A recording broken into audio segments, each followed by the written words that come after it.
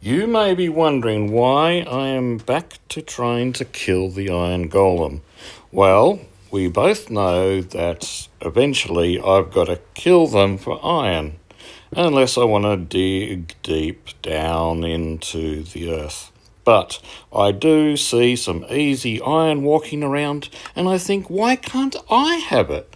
So here I am trying to be more careful because last time I tried to intercept the golem, it literally caused the end of the world.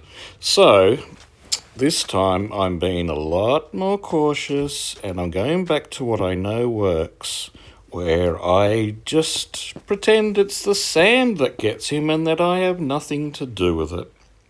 But it was a little strange. I did think that the sand was going to get him this first time, but when I placed it, it didn't quite work out. But nevertheless, I persist, and you will see the results.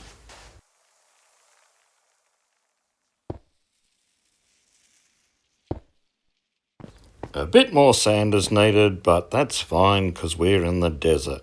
So, after digging a few more blocks, I get back to business and get the suffocation underway. Now, I don't know exactly how to make a steady supply of iron golems appear. I'm going to have to research it because I wonder about how I need to place the villagers, or how scared they need to be, or whether they need to sleep the full night in order to make him come and protect them, what the deal is. So I guess I should be doing some research rather than just wondering why I get one golem here, one golem there. But anyway, he dies.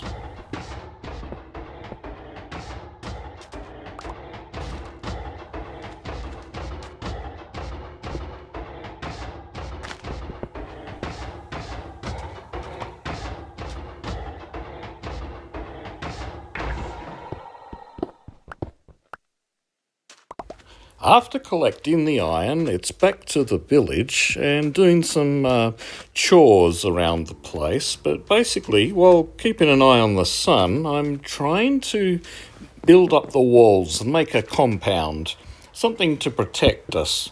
Now, I think I'm going to need more than just basic walls. I might even need a glass ceiling. I don't know, but I don't have to worry about phantoms because I sleep every night, obviously. I do need to worry about the visitation of zombies, etc. There was a zombie in armour that came to visit while I wasn't recording, and he caused a bit of mischief. I managed to defeat him.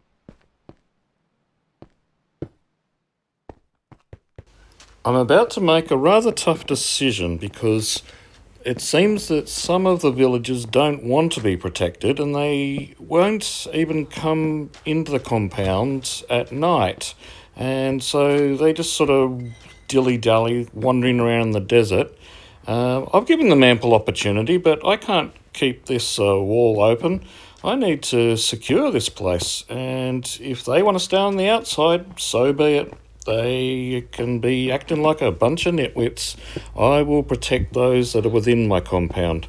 So shortly I will seal the borders and immigration will be reduced. And then I can just breed those who are smart enough to stay with me rather than those who just ignore my invitation to join the compound. So, yep, so be it. We will have a hotel.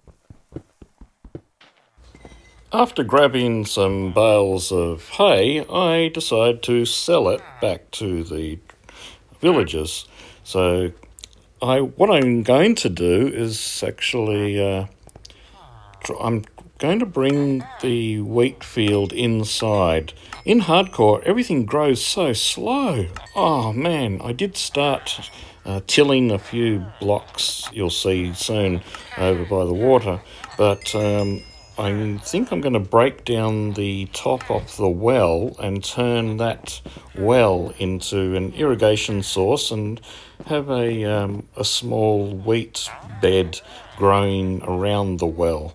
And we'll see if the farmers can tend to those crops. Also, I'll plant some sugarcane and see if we can make a lectern. I'll need some books, so some leather and paper. Yeah, make a lectern. It'd be good to be able to get some books from a librarian, and we will see how that all pans out. I'm slowly dismantling the village, and I'll use the resources that I get from that in order to build the new hardcore hotel.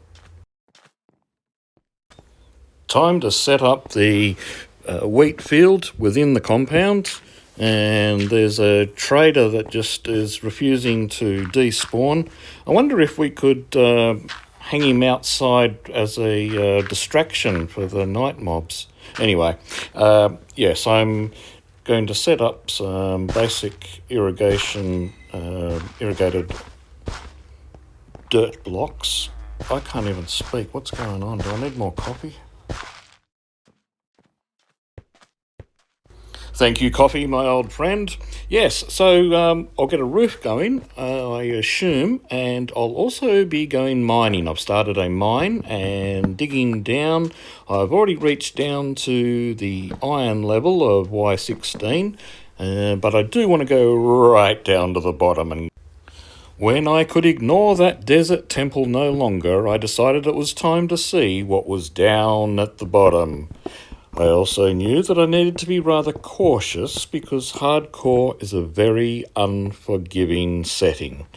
So I proceeded rather slowly, and I wanted to open up the temple top to sunlight, so breaking open the roof and then also placing some torches and going down rather carefully, making sure no mobs were going to spawn and cause major grief.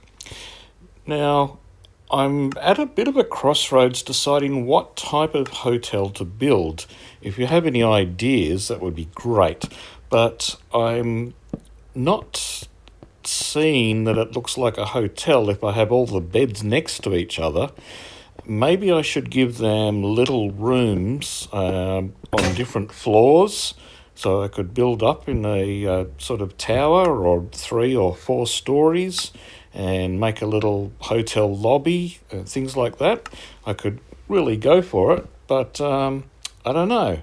If I spend too much time just trying to do that, what about if the whole thing just explodes from a creeper?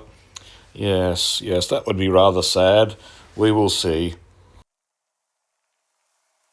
Momentary setback as I wasn't prepared for digging and I hardly have the tools for it. In fact, I'm hoping that when I get down to the bottom of this temple that there'll be iron or even diamonds to assist me in digging. But in the meantime, it's sort of slow work as there's not a lot of resources in a desert.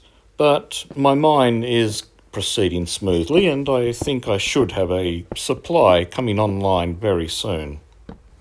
Anytime we go down one of these desert temples, there's one block in particular that we always remember. It's that little pressure plate. Don't stand on the pressure plate. Yes, it's very important that we break around and under it and dismantle that baby, or basically defuse the time bomb there, and then we can successfully get the loot. So I do remember one time, and I have learned ever since, be very careful with the pressure plate. And as I check through the chests, I am mildly disappointed. I mean, there's some emeralds, there's a good book that I find, some string which will come in handy, and some leather, but there's no diamonds and there's little else that's of great value. And so I'm not even bothering to empty my inventory and stock up. I figure I can come back if I do need a couple of spider eyes, but a bit of flesh, bit of this, bit of that, bit of gunpowder. I don't even bother taking the TNT. I mean, it seems a bit dangerous exploding TNT in the hardcore world, but maybe I'll come back if I can find something fun to blow up. It can be a good spectacle, but basically it was a bit of an anticlimax. The Desert Temple didn't yield a lot. I'm going to have to pin my hopes on digging down to -50 and striking some... Well, I guess that book was good. The book is good because Fortune 2 can really amplify the yield from diamonds. Not quite as much as Fortune 3, but a Fort 2 pickaxe, that would be pretty handy, don't you realise? What am I saying? Do I need more coffee? Right, so now -50 is the goal. The next video will be -50. It's time to go deep. And we will see if I can get a load of diamonds.